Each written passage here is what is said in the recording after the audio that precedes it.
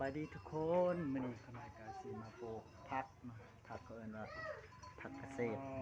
ถ้าผู้ใดอยากเฮ็ดเกษตรต้องปลูกผักเกษตรเนาะอันนี้ก็สามารถกินได้หลายอย่างเนาะเพราะว่าสิกินกับตำบักหุ่งหรือว่าเราสิกินกับ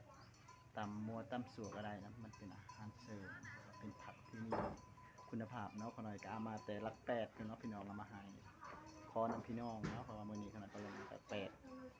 ก็เลยก็สิปลูกตามเพื่อนเนาะมาเบิ่งเลยพี่น้อง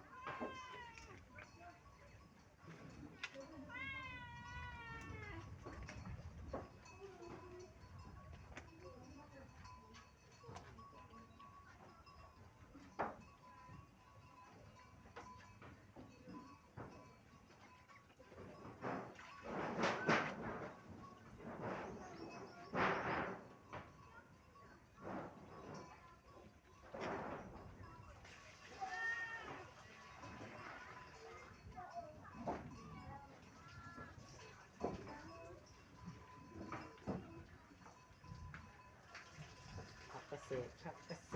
ตรสิปลูกผักเกษตร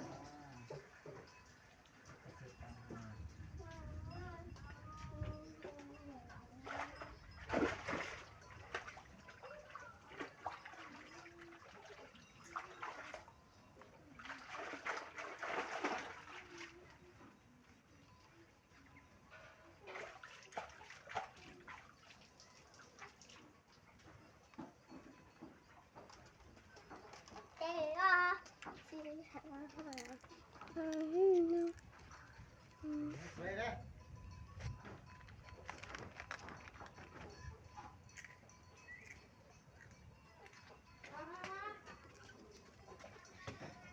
กระโปกอยู่ในหนองแคมเหือนเนาะให้พี่น้องมาเบิ่งนี่อาจจะบ่หลายนะไหนก็สิขยายพันธุ์ให้มันหลายเนาะนี่แกนี่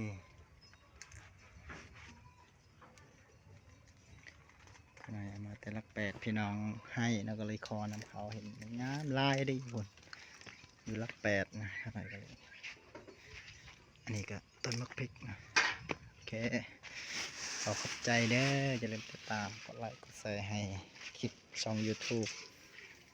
บ่าวทองมาเผากระตางนะขอกำลังใจจากพี่น้องทั้งหลายนะคลิปอาจจะบ่ดีปานใดแต่ก็พยายามที่จะเฮ็ดคลิปนะให้กับลูกสาวกินขนมเนี่ยป๊อปโลอันนี้ก็ไข่หอยแดงนี่เบิ่งนี่หมดแถวของนี่บอกกล้วยลาย